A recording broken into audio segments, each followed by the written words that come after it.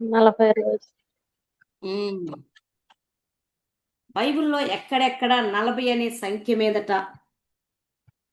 దేవుడు కార్యాలు చేశారు అనే దాని గురించి మనము రెగ్యులర్గా ప్రతిరోజు జూమ్ మీటింగ్లో మాట్లాడుకుంటూ ఉన్నాం.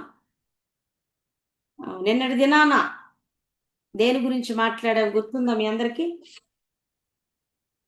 ఇవన్నీ జాగ్రత్తగా గుర్తుంచుకో. మన్నా.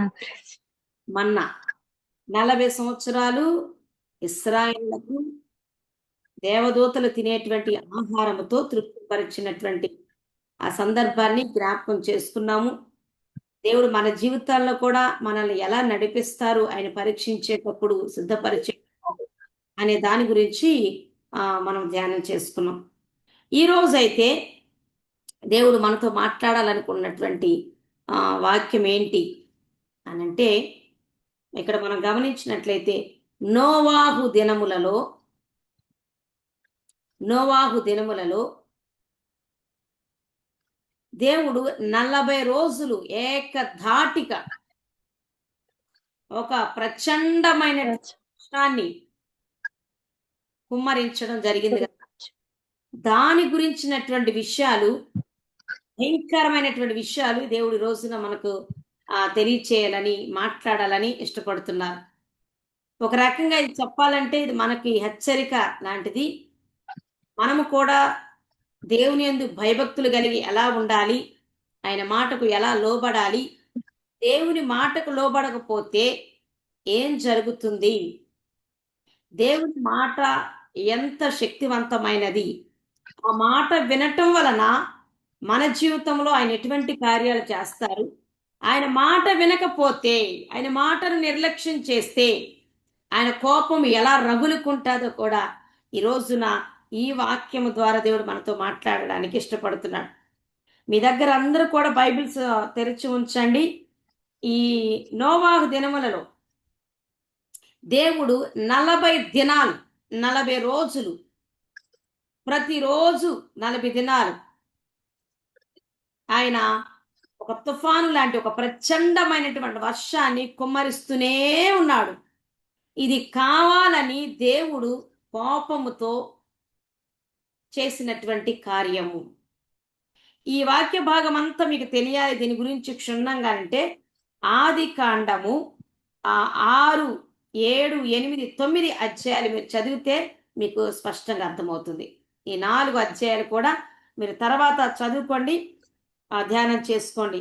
ఇక్కడ నేను మీకు చెప్పాలనుకుంటున్నది ఏంటంటే, దేవుడు ఆ నోవాహు దినములలో 40 దినాలు వర్షాన్ని ఎందుకు భూమి మీదకు పంపించాడు?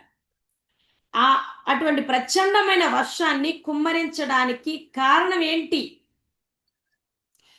ఆ 40 దినాల వర్షం అనేది పంటలు పండడానికో, ప్రజలు సేద తీరడానికో, లేదా కరంగా ఉండటానికి పంపబడినటువంటి వర్షం కాదు. అది భూమి మీద ఉన్నటువంటి మానవులందరినీ, సమస్త జీవరాశులను నాశనం చేయటం కొరకు కోపముతో 40 దినాల పాటు వర్షాన్ని భూమి మీదకి పంపించాడు. అదే మొట్టమొదట దేవుడు భూమి మీదకి అటువంటి వర్షాన్ని పంపించడం. మొట్టమొదట అది వర్షం కానివ్వండి, తుఫాను కానివ్వండి, దేవుడు కోపముతో దాన్ని చేయటానికి కానివ్వండి, మొట్టమొదట భూమి మీద వర్షాన్ని పంపినటువంటి సన్నివేశము దేవుడు అది మాత్రమే. అయితే దేని కొరకు 40 దినాలు దేవుడు వర్షాన్ని పంపించాడు? ఎందుకు నాశనం చేయాలనుకున్నాడు అని అంటే, ఈ ఆది కాండము 6వ అధ్యాయము ప్రారంభం నుంచే చదివితే మీ అందరికీ కూడా అర్థమైపోతుంది. నేను కొన్ని విషయాలు మీకు జ్ఞాపకం చేస్తాను. 6వ అధ్యాయం 6వ వచనం నుంచి చూస్తే, తాను భూమి మీద నరులను చేసినందుకు యెహోవా సంతాపము నొంది తన హృదయములో నొచ్చుకొనెను. ఏలయనగా నేను వారిని సృష్టించినందుకు సంతాపము నొంది ఉన్నానెను. అయితే నోవాహు యెహోవా దృష్టి యందు కృప పొందినవాడాయను. 9వ వచనం నుంచి చూడండి. నోవాహు వంశావళి ఇదే. నోవాహు నీతిపరుడును, తన తరములో నిందారహితుడనై ఉండెను. నోవాహు దేవునితో కూడా నడిచిన వాడు. షేము, హాము, యాపేతు అను 3 కుమారులను నోవాహు కనెను. భూలోకము దేవుని సన్నిధిని చెడిపోయి ఉండెను. భూలోకము బలత్కారముతో నిండి ఉండెను. దేవుడు భూలోకమును చూచినప్పుడు అది చెడిపోయి ఉండెను. భూమి మీద సమస్త శరీరులు తమ మార్గమును చెరిపి వేసుకొని ఉండిరి. దేవుడు నోవాహుతో, సమస్త శరీరుల మూలముగా భూమి బలత్కారముతో నిండి ఉన్నది గనుక నా సన్నిధిని వారి అంతము వచ్చి ఉన్నది. ఇదిగో వారిని భూమితో కూడా నాశనము చేయుదును. చిత్తి సారకపు మ్రానుతో నీ కొరకు, నీ కుటుంబం కొరకు ఓడను చేసుకొనుము. హల్లెలూయా. ఇప్పుడు దీని గురించి నేను మీకు తెలియజేస్తాను, జాగ్రత్తగా వినండి ప్రియులారా. ఏమిటి ఇక్కడనంటే, దేవుడు 40 దినాలు నోవాహు కాలములో, ఆ తరములో ప్రచండమైన వర్షము చేత భూమిని, ఆ సమస్త జీవరాశులను, మనుషులందరినీ నాశనం చేయటానికి పంపించాడు.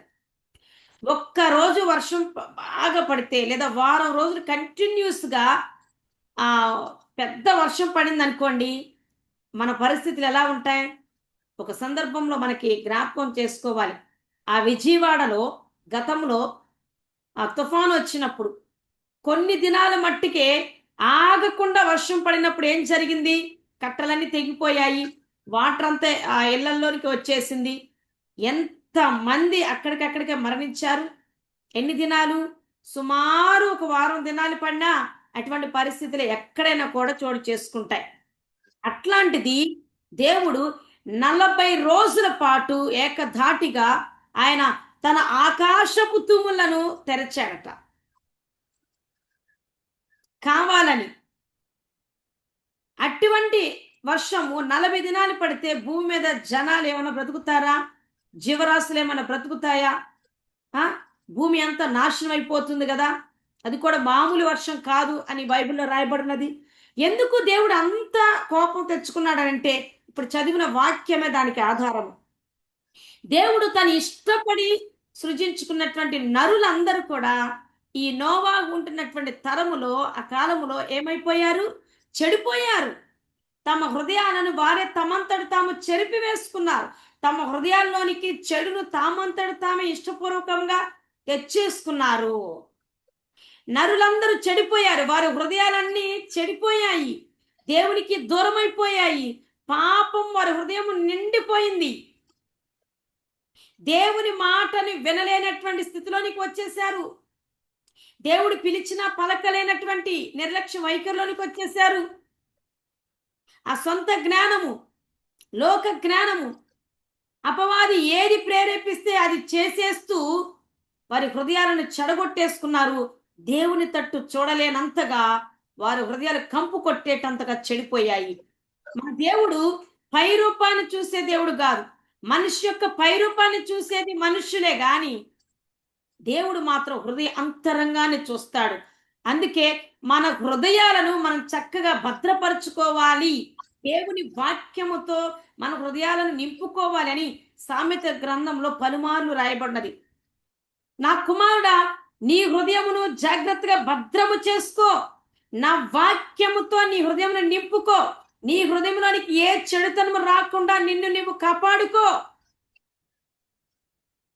నీ హృదయం అనే పలక మీద నా వాక్యమును మాత్రమే రాసుకో అని పలుమార్లు మాట్లాడి ఉన్నారు కదా దేవుడు. అయితే వీరి హృదయాలు దేవునికి విరుద్ధమైన వాటితో నింపబడి చెడిపోయారు. వారిని వారే ఇష్టపూర్వకంగా చరుపుకున్నారట. అయితే దేవుడు ఆ నరుల హృదయాలను తొంగి చూసినప్పుడు వారి హృదయాలన్నీ చెడిపోవటం చూసి ఆ ఇష్టపూర్వకంగా సృష్టించుకున్నటువంటి తండ్రి యొక్క హృదయము పగిలిపోయింది. ఆయన హృదయము ఏమైంది అనంటే బ్రద్దలైపోయింది. అయ్యో, నేను ప్రేమించినటువంటి నా సంతానము, నా మనుష్యులు, నా నరులు వారి హృదయాలు చెడగొట్టుకున్నారే. నేను ఉన్నానని కూడా వారు గ్రహించటం లేదు. నా వైపు అసలు మళ్ళుకోవటం లేదు. నా మాట వినటం లేదు. నా మాటకు చెవి యొగ్గటం లేదు. వారు ఇష్టానుసారంగా జీవించేస్తున్నారు. పాపముతో నింపబడిపోయాయి వారి హృదయాలు. సృజించినందుకు నేను సంతాపపడుతున్నానని దుఃఖముతో దేవుడి మాటలు రాయించాడు.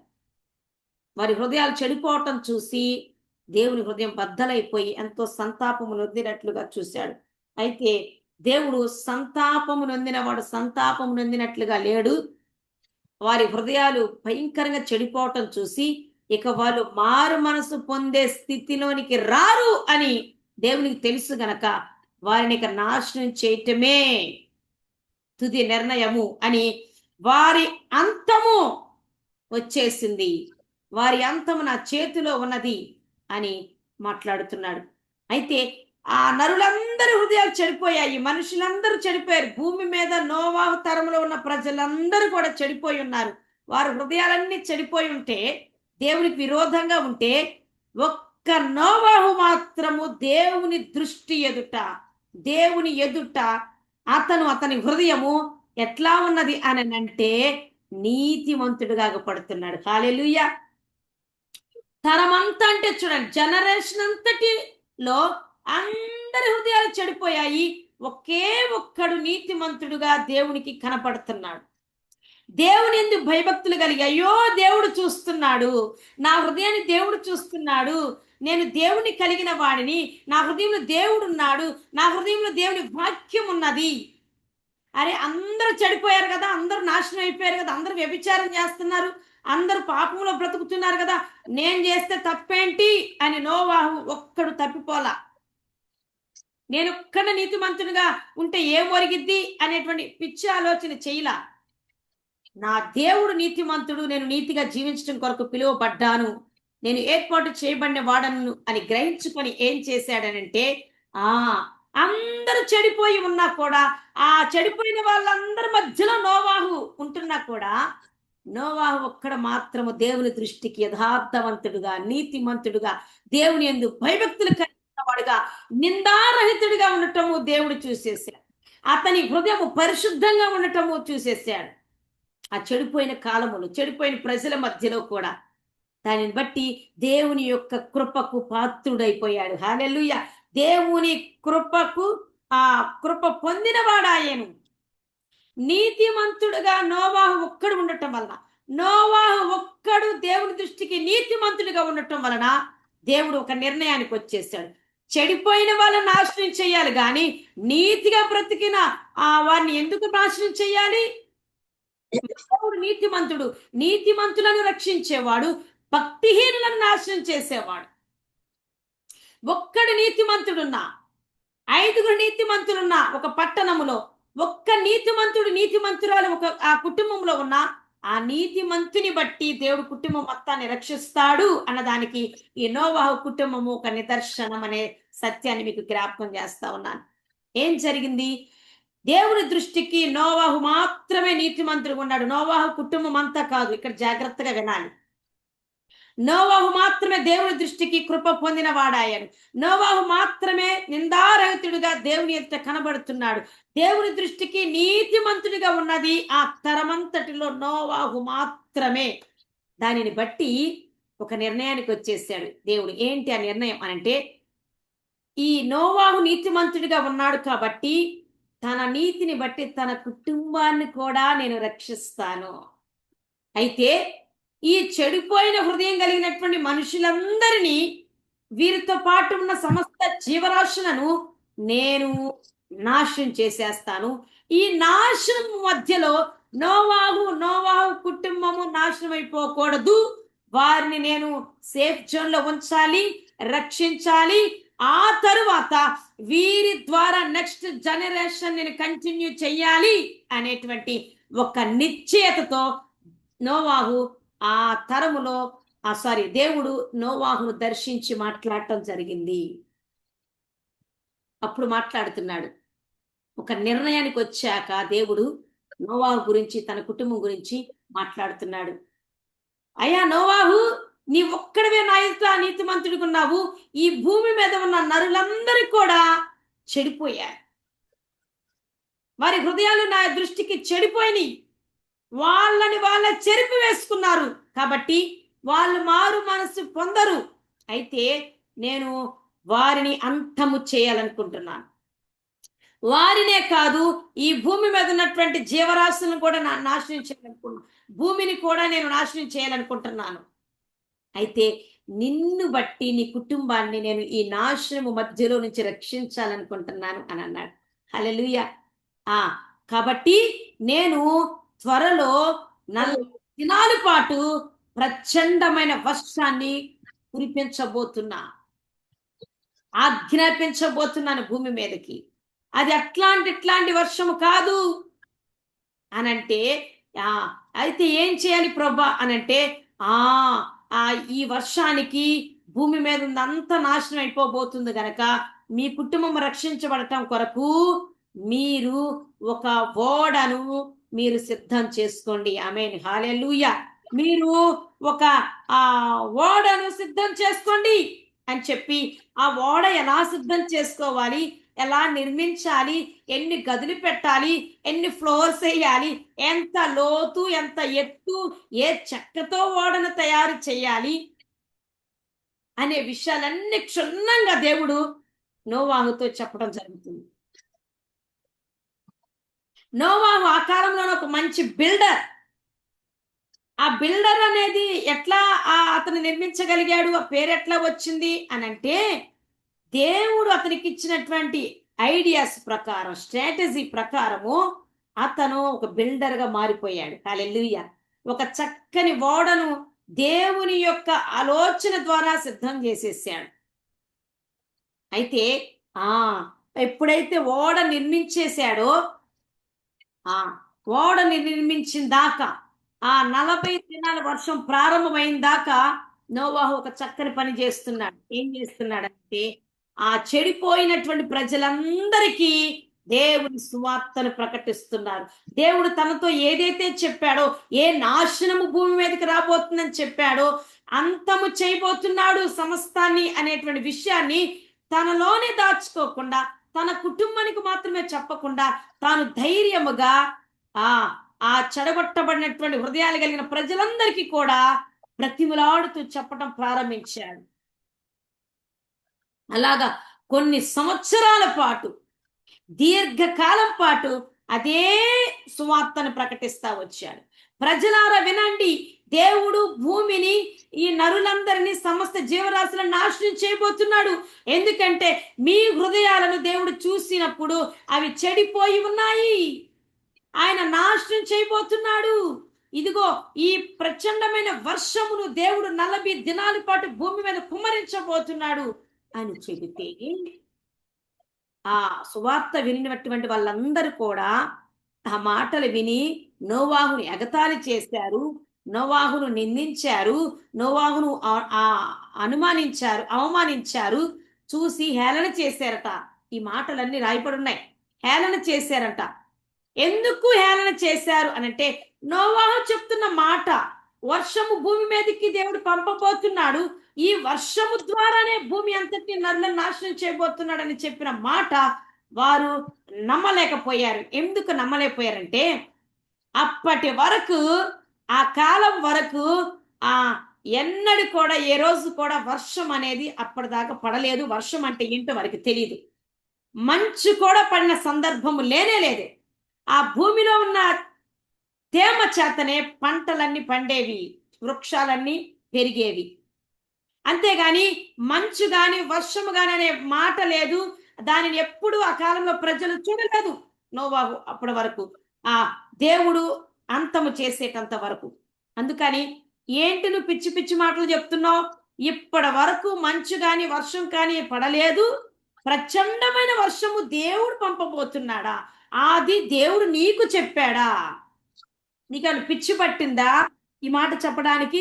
అది ఎట్లా సాధ్యము అనేటువంటి మాటలు మాట్లాడుతూ హేళన చేసిన, తాను ఆ ఓడ నిర్మించేటంత వరకు, ఆ వర్షమును దేవుడు పంపే రోజు వరకు కూడా తన సువార్తను ప్రకటిస్తూనే ఉన్నాడు. దేవుని యొక్క ఆ సువార్తను, మాటను ప్రకటిస్తూనే ఉన్నారు, హేళన చేసినా కూడా. అయితే దేవుడు చెప్పిన సమయం రానే వచ్చేసింది. రాగానే ఏం జరిగింది? ఆ ఏ రోజైతే వర్షం పంపించబోతున్నాడో ఆ రోజు దేవుడు నోవాహుతో చెప్పాడు. ఏమన్నాడనంటే, నోవా, ఇక నీవు, నీకు కలిగిన 3 కుమారులు, నోవాహు కుటుంబము మొత్తం 8 మంది ఉన్నారు. నోవాహు తన భార్య, తనకు ముగ్గురు కుమారులు, ముగ్గురు కుమారుల యొక్క భార్యలు, మొత్తం 8 మంది. ఆ 8 మంది నోవాహు కుటుంబము. 8 మందిని ఓడలోనికి ప్రవేశించమని చెప్పేశాడు. ఇదిగో నేను వర్షం స్టార్ట్ చేస్తున్నాను, మీరు 3 అంతస్తుల బిల్డింగ్ లాగా ఓడ నిర్మించుకున్నారు కదా, ఇదిగో ఈ అంతస్తులో ఇదిగో ఈ ఫలానా జంతువులను ఉంచండి, వాటికి కావాల్సిన మేతను, ఫుడ్ అంతా కూడా మీరు అరేంజ్ చేసేసుకోండి. మీరు తినటానికి కానీ, ఆ జంతువులకు కానీ. మరి ఇంకొక విషయం ఏంటంటే, ఆ నేను అంత నాశనం చేస్తున్నాను కానీ నెక్స్ట్ జనరేషన్ మీ నుండి స్టార్ట్ చేయటానికి, అలాగే ఇంకా జంతువులు కొన్ని, జీవరాశులు కొన్ని ఈ భూమి మీద బ్రతకటానికి, మనుషుల కొరకు నా సృష్టి కొంత మిగిలి ఉండడానికి నేను ఏదైతే చెప్తానో, ఏ జంతువులు, ఏ ప్రాకేటువంటి జీవులని గురించి మేము చెప్తానో, అవి ఆడది మగది చొప్పున జతల జతలుగా మీతో పాటు ఓడలో ఒక ఫ్లోర్ లో ఉంచేసుకోండి. వాటికి కావాల్సిన ఫుడ్ అంతా కూడా మీరు ఏర్పాటు చేసేసుకోండి. ముందుగా మీకు కావాల్సినటువంటి ఆహార పదార్థాలన్నీ అన్ని సమృద్ధిగా ఓడలోనికి చేర్చుకోండి అని ముందుగానే దేవుడు చెప్పినందువలన ఆ వర్షం ఆరంభమయ్యే లోపు నోవాహు కుటుంబము దేవుడు వారితో చెప్పినటువంటి రీతిగా జతల జతలుగా జంతువులు, ఆ పశువులు, పక్షులు అటన్నిటిని కూడా ఓడలోనికి పంపించాడు. నోవాహు తన కుటుంబం కూడా నోవలోకి ప్రవేశించింది. వారికి కావాల్సిన ఆహార పదార్థాలన్నీ సిద్ధపరచుకొని ఓడలో చేర్చుకోవటం అయింది. ఆ తరువాత జరిగినది ఏమిటి అని గనక మనం చూసినట్లయితే, వాళ్ళు ఓడలోనికి ప్రవేశించగానే దేవుడే ఓడ తలుపులు మూసేసాడంట. దేవునికి మహిమ కలుగును గాక. నోవాహు గట్టిగా తాళాలు బిగించుకో అని చెప్పొచ్చు కదా, అది మాత్రం చెప్పలా. మీరు ఓడలోనికి ప్రవేశించండి అని అన్నాడే గాని ఓడలోనికి ప్రవేశించిన తర్వాత, ఎందుకంటే ఒకే ఒక్క డోర్ పెట్టమన్నాడు దేవుడు ఓడంతటికి. ఆ ఒకే ఒక్క డోర్ పెట్టారు. ఆ డోర్ యొక్క తలుపులు వారు లోపలికి ప్రవేశించిన తర్వాత బయట దేవుడే లాక్ చేసేసాడు దాన్ని. ఎందుకంటే ఈ ప్రచండమైన వర్షం పడినప్పుడు ప్రజలు అప్పటికి బుద్ధి వచ్చింది కదా, చనిపోతున్నామని తెలిసి నోవాహు ఓడను బద్దలు కొడతారు వచ్చి, నోవాహు తలుపుతి, అయా నువ్వు చెప్పిన మాట వినలేదని ఆ నాశనం అయ్యే టైంలో బ్రతిమలాడటానికి వస్తారు. 5గురు బుద్ధి లేని కన్యకల్లాగా, బుద్ధి కలిగిన కన్యకలతో పాటు పెళ్లి కుమారుడని యేసయ్య లోపలికి ప్రవేశించిన తర్వాత బయట గడిపెట్టేస్తే లోపల తలుపు వేసేసుకుంటారు కదా. అప్పుడు బుద్ధి లేని కన్యకలు వచ్చి తలుపు కొడుతుంటే యేసయ్య ఏమంటాడు, మీరెవరో మాకు తెలియదు. ఆ సన్నివేశమే ఇక్కడ. తాళము దేవుడు వేసేసాడు కదా, వేయకపోతే ఏం జరిగేది? ఆ ప్రజలు తలుపు తట్టగానే జాలి హృదయముతో నోవాహు తలుపు తీసేసేవాడు. ఆ గడి తీసేసేవాడు. తీసినప్పుడు ఏం జరుగుతుంది? ఆ యొక్క నీరంతా కూడా ఆ ఓడలోనికి ప్రవేశించి వారికి కూడా నాశనం అయిపోయేటువంటి ప్రమాదము ఉండొచ్చు.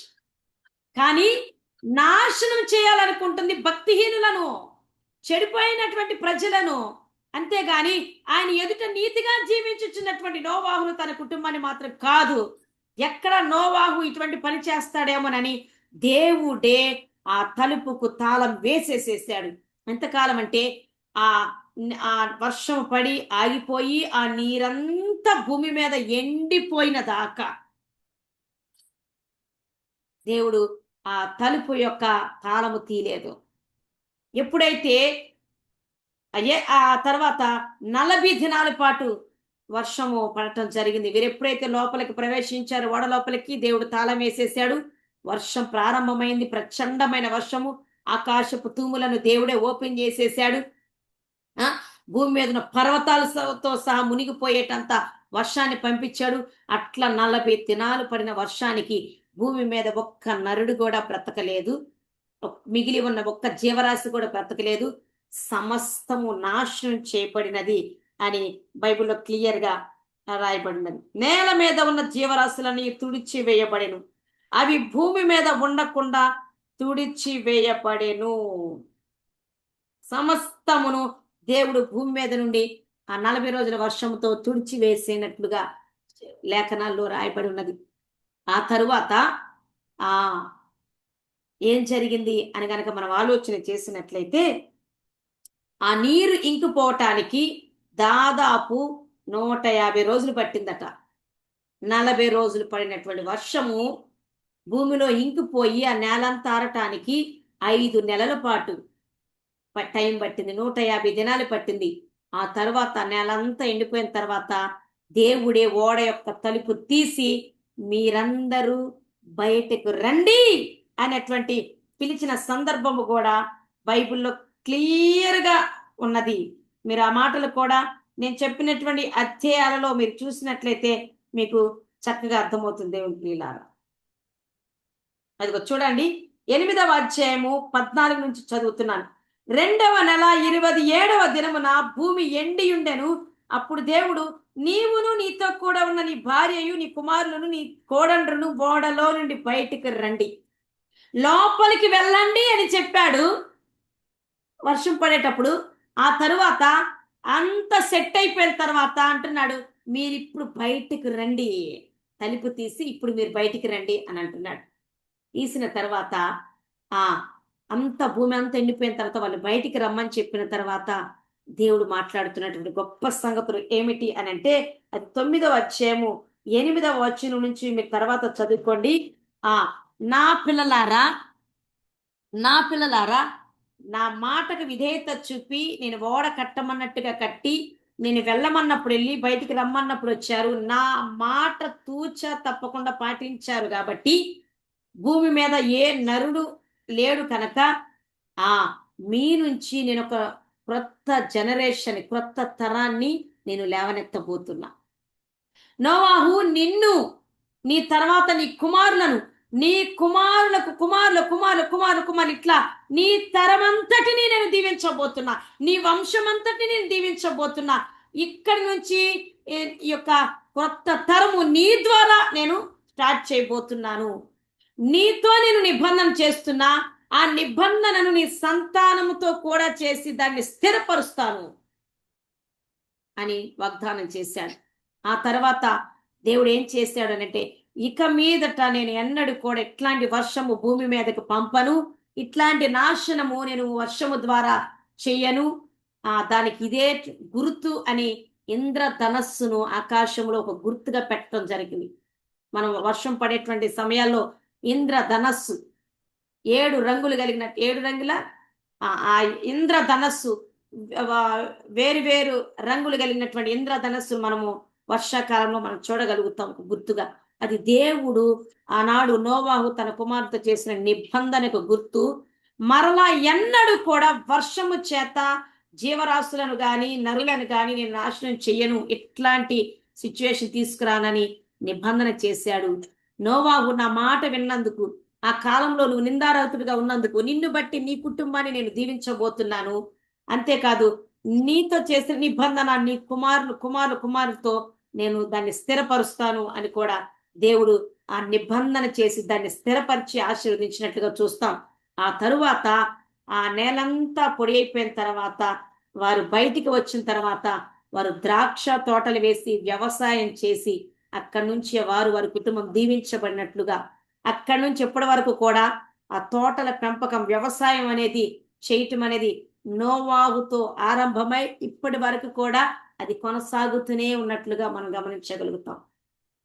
కాబట్టి 40 దినాలు వర్షము నోవాహు యొక్క ఉంటున్న కాలంలో దేవుడు పంపించి ఆయన మాటకు విరుద్ధంగా జీవించిన వారు, చెడిపోయిన హృదయాలు కలిగినటువంటి వాళ్ళందరినీ నాశనం చేసేసి ఆయన ఎదుట ఆ కాలం నీతిమంతుడిగా ఉన్నటువంటి నోవాహును బట్టి తన కుటుంబాన్ని ఆ ఉగ్రత నుంచి, ఆ వర్షము నుంచి, ఆ 40 దినాలు నాశనం అవ్వకుండా కాపాడి వారితో చేసినటువంటి నిబంధనను స్థిరపరిచారు.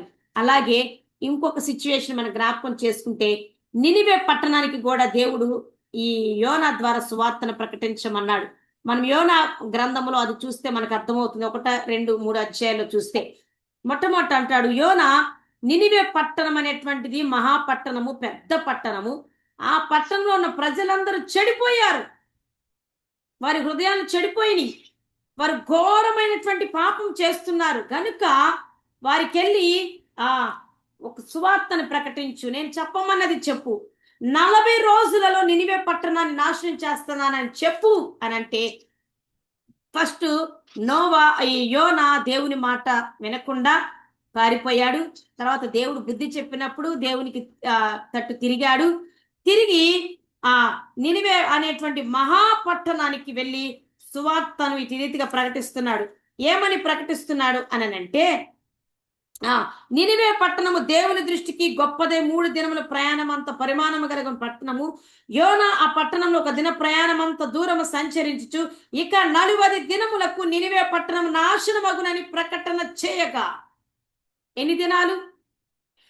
40 రోజుల్లో ఈ పట్టణాన్ని నేను నాశనం చేయబోతున్నానని దేవుడు యోనా ద్వారా ప్రకటన చేయించగానే రాజు మొదలుకొని క్రింది పనివారి వరకు ఆ సువార్తను ప్రకటించడం జరిగింది. 40 రోజుల్లో దేవుడు ఈ పట్టణాన్ని మన పాపాన్ని బట్టి నాశనం చేయాలని ఉద్దేశించాడంట అని చెప్పగానే ఆ ఒక్క ప్రసంగముతో రాజు మొదలుకొని క్రింది స్థాయి వారి వరకు కూడా ఆ సువార్తకు విధేయత చూపారు. ఆ సువార్తను అంగీకరించారు. వారు చేసిన పాపంను బట్టి ఉపవాసం ఉండి పశ్చాత్తాపడి దేవుని తట్టు తిరిగినప్పుడు దేవుడు 40 రోజులలో నినివే పట్టణాన్ని నాశనం చేస్తానని చెప్పినా కూడా వారు మారు మనస్సు పొందటాన్ని బట్టి రాజుతో సహా సింహాసనం వదిలి బూడిద వేసుకొని గోలిపట్ట ధరించి ఉపవాసం ఉండి ఆ ఊర్లో ఉన్నటువంటి ప్రజలు, ఆ పట్టణంలో ఉన్న ప్రజలు మాత్రమే కాదు, మనుషులు మాత్రమే కాదు, వారు కలిగి ఉన్న జంతువులతో సహా వారు ఉపవాసం ఉండేటట్టుగా కఠిన ఉపవాసం ఆరంభించినప్పుడు దేవుడు వారి హృదయాలను చూసి, వారి మారు మనస్సును చూసి, వారి పశ్చాత్తాపాన్ని చూసి దేవుడే పశ్చాత్తాపడి దేవుడే నాశనం చేస్తానన్న దాని మాటను తీసివేసి మరలా కీడుకు బదులుగా వారికి మేలు చేసి వారిని క్షమించి ఆ పట్టణాన్ని ఆశీర్వాదకరంగా వారిని బట్టి మార్చినట్లుగా మనం చూస్తాం. అక్కడేమో పాత నిబంధనలో నోవాహు తరములో దేవుడు 40 రోజులు వర్షాన్ని పంపించబోతున్నాడు, మీ పాపం చేయడాన్ని బట్టి మీరు నాశనం అయిపోబోతున్నారు, దేవుని ఉగ్రత రాబోతుందంటే 100 సంవత్సరాలు ప్రకటించినా కూడా ఒక్కడు కూడా మారి మనసు పొందలా, ఒక్కడు కూడా సువార్తను అంగీకరించలా. అయితే యోనా ద్వారా ప్రకటించబడిన సువార్తకు 40 దినాలలో ఈ పట్టణాన్ని నాశనం చేయబోతున్నాడని చెప్పబడిన సువార్తకు రాజు మొదలుకొని పనివారి వరకు కూడా సువార్తకు అంగీకరించినప్పుడు దేవుడు వారిని క్షమించి కీడు చేయకుండా మేలు చేశాడట. ఈ రోజున దేవుడు తన వాక్యం ద్వారా హెచ్చరిస్తున్నప్పుడు మనము గనక దాన్ని నమ్మి విశ్వసించి మారు మనసు పొందకపోతే వినాశనము తప్పదేమో. ఏ రోజైనా కూడా, ఏ కాలంలోనైనా ఆయన చెడుతనాన్ని సహించడు, భక్తిహీనతను ఆయన సహించడు. క్షమాహృదయాన్ని, పశ్చాత్తాపాన్ని, మారు మనసు కలిగి ఉంటే ఎంతటి పాపాన్నైనా క్షమించి ఆయన కీడుకు బదులు మేలు చేస్తాడు.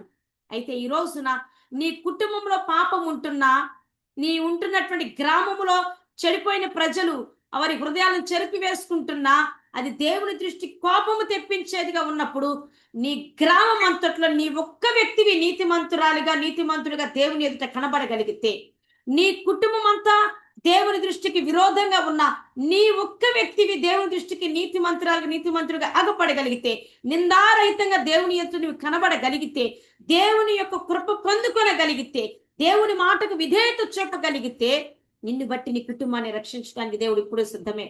నిన్ను బట్టి నీ గ్రామాన్ని రక్షించడానికి దేవుడు ఇప్పుడు కూడా సిద్ధమే. నిన్ను బట్టి పట్టణాన్ని రక్షించడానికి, నిన్ను బట్టి దేశం మొత్తాన్ని కూడా క్షమించి విడిపించడానికి, రక్షించడానికి దేవుడు సమర్థుడిగా ఉన్నాడు. అంతేకాదు, నిన్ను, నీ సంతానాన్ని దేవుడు అంచెలంచెలుగా ఆశీర్వదించి మీ తరములో మిమ్మల్ని ఆశీర్వాదానికి కారకులుగా దేవుడు ఆశీర్వదిస్తాడు. అటువంటి వారు మీలో ఉన్నారు అని దేవుడి మాట మాట్లాడుతున్నారు. నీవు ఈ తరాన్ని బాగు చేయాల్సిన వ్యక్తివి. ఈ తరములో నీవు, నీ సంతతి ఆశీర్వదించబడాల్సి ఉంది. నిన్ను బట్టి దేవుడు నీ సంతానాన్ని ఆశీర్వదించబోతున్నాడు. నిన్ను బట్టి నీ పిల్లలను ఆశీర్వదించాలని ఇష్టపోతున్నాడు. నిన్ను బట్టి నీ గ్రామాన్ని రక్షించాలని ఇష్టపడుతున్నాడు. అయితే నీవు దేవుని రోషము కలిగి దేవుని కొరకు పోరాడగలిగితే, నీకు దేవుడు చెప్పమన్నటువంటి మాటలన్నీ ప్రజలతో చెప్పడానికి నీవు ధైర్యం చేయగలిగితే, యోనా లాగా, నోవాహు లాగా దేవుడు నిన్ను బట్టి సంతోషిస్తాడు. నీ నీతిని బట్టి, నీ భక్తిని బట్టి, నీ రోషాన్ని బట్టి నీకు కలిగిన సమస్తాన్ని దీవిస్తాడు. నీతో చేసిన నిబంధన నీతో పాటే పోకుండా నీ సంతానము, నీ వంశానికి, నీ కుమారులు కుమార్తెలందరికీ కూడా ఆ నిబంధనను స్థిరపరిచి కొనసాగించి ఆశీర్వదిస్తాడు. అట్టి కృప భాగ్యము దేవుడు వింటున్న మనందరికీ దేవుడు దయచేయును గాక. దేవుని యొక్క కృప మనం పొందుకొందుము గాక. దేవుని దృష్టి ఎదుట మనం నీతిమంతులుగా ఉండునట్లుగా పరిశుద్ధాత్మ దేవుడు మనలను నీతిమంతులుగా మలచును గాక. దేవుని యొక్క కృప మన మీద విస్తరించబడును గాక. మనల్ని బట్టి మన గ్రామాలు పట్టణాలు రక్షించబడును గాక. మనం దేవుని ఎదుట నిందారహితంగా ఉండునట్లుగా మన భక్తిని మనం కాపాడుకొందుము గాక.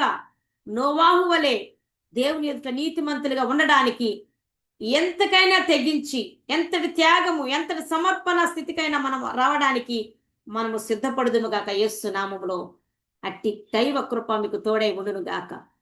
ఆమేన్. దేవుని వాక్యం నిమిత్తం నేను ఒక చిన్న ప్రార్థన చేస్తాను.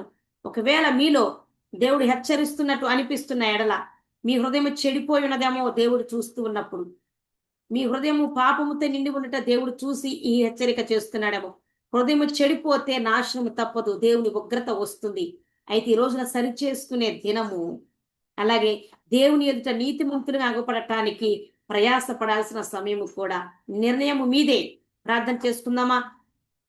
ఒకవేళ పాపము నా హృదయంలో ఉంది, అది దేవుడు చూశాడు అని నీకు అనిపిస్తున్నట్లయితే, ఈ మాటలు నిన్ను తాకినట్లయితే దేవుని దగ్గర పశ్చాత్తపడు. ఇదే అనుకూల సమయము.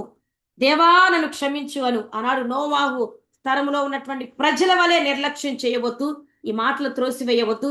ఈ మాటని స్వీకరించి, విశ్వసించి, అంగీకరించి, దేవా నన్ను క్షమించయ్యా, నిజమే, నేను తెలిసే తెలియక నేను చెడిపోయాను, నా హృదయం చెడిపోయింది అయ్యా, నన్ను క్షమించి నీ వాక్యంతో నా హృదయాన్ని నింపు ప్రభా, నన్ను క్షమించయ్యా, నినివే పట్టణాన్ని క్షమించినట్లుగా నన్ను క్షమించి రక్షించు ప్రభా, నా కుటుంబంలో వాళ్ళని క్షమించు, నా గ్రామంలో వాళ్ళని క్షమించు అని ప్రతి ఒక్కరి గురించి ఈ సమయంలో మనము హృదయపూర్వకంగా ప్రార్థన చేద్దాము.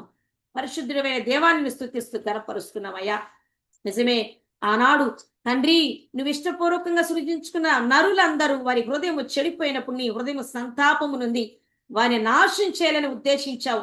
అయితే ఆ తరములో ఒక్కడుగా ఉన్నటువంటి నోవాహు నీతిమంతుడిగా ఉండటం వల్ల తనను బట్టి తన కుటుంబాన్ని రక్షించిన నీతిమంతుడైన దేవుడవు, యథార్థవంతుడైన దేవుడవు, విశ్వాస్యత కలిగిన దేవుడవు గనక అని తనను రక్షించావు నాయన. అలాగే ప్రభా, నినివే పట్టణం అంతా చెడిపోయి ఉంటే యోనా ద్వారా ప్రకటన చేయబడినప్పుడు మారు మనసు పొందినటువంటి వాళ్ళందరినీ రక్షించావు, పట్టణాన్ని కాపాడావు ప్రభా, ఆశీర్వదించావు. ఈ రోజు నీ మాటలు వింటున్న వారిలో, వారి గృహాలలో, మా కుటుంబాల్లో ఎవరెవరు హృదయాలు నీ దృష్టికి చెడిపోయి ఉన్నాయి ప్రభువా, మా పట్టణంలో, మా దేశంలో తండ్రి, ఎవరెవరు మా బంధువుల్లో ఎవరెవరు హృదయాలు నీ దృష్టికి చెడిపోయి ఉన్నాయో, నీ మాటకి విరుద్ధంగా ఎవరెవరైతే ఉంటూ ఉన్నారో ప్రభువా తండ్రి, వాళ్ళందరిని బట్టి నీ సన్నిధిలో మొర్ర పెడుతున్నామయ్యా. క్షమించండి ప్రభా, క్షమించండి, క్షమించండి ప్రభా. ఒక్కడు నీతిమంతుడు ఉన్న వారిని బట్టి ప్రజలను క్షమించండి, వారిని బట్టి నాశనం అవ్వకుండా పట్టణాలను కాపాడమని బ్రతిమలాడుతున్నాను తండ్రి. ఓ దేవ, సహాయం చేయండి. ఒకవేళ మా హృదయాలని దృష్టికి చెడిపోయినవిగా ఉంటే, తెలుసో తెలియక చేసినటువంటి ప్రతి దోషమును బట్టి క్షమించమని మీ సన్నిధిలో బ్రతిమలాడుతున్నామయ్యా. నినివే పట్టణస్తులను క్షమించినట్లుగా మమ్మల్ని క్షమించండి ప్రభా. మమ్ములను సజీవులుగా ఉంచి నీ సాక్షులుగా నీ మహిమార్థమై వాడుకోండి నాయన. నీ ఉద్దేశాలు మా అందరి ద్వారా నెరవేర్చుకొనమని బ్రతిమలాడుతున్నాను. కానీ ఎందరైతే పశ్చాత్తాపంతో మారు మనసు పొందుతూ నీ సన్నిధిలో బ్రతిమలాడుతున్నారో వాళ్ళందరినీ క్షమించుతున్నందుకు నీకు వందనాలు చూస్తూ, తిరిగి నీ ప్రణాళికలో చేర్చి నీ ఉద్దేశాలన్నీ మా అందరి ద్వారా నెరవేర్చుకొని నీ నామానికి మహిమ ఘనత ప్రభావం తెచ్చుకోండి. ఈ వాక్యం అంతా ఎవరి దగ్గరికి వెళ్ళాలో వాళ్ళ దగ్గరికి పంపండి ప్రభా. వారికి పశ్చాత్తాపం కలుగు చేయండి. నీతిమంతులైనటువంటి వారు నీ దృష్టికి కనబడినలా వారిని బట్టి ప్రభా ప్రాంతాలను రక్షించండి, కుటుంబాలను రక్షించండి, వారిని మీరు దీవించి వారిని అనేకులకు మాదిరిగా ఆశీర్వదించమని తండ్రి ఈ వాక్యము ప్రతి ఒక్కరు హృదయంలో నూరంతలుగా ఫలింపచేసి ఆశీర్వదించమని నజరేయుడని యేసే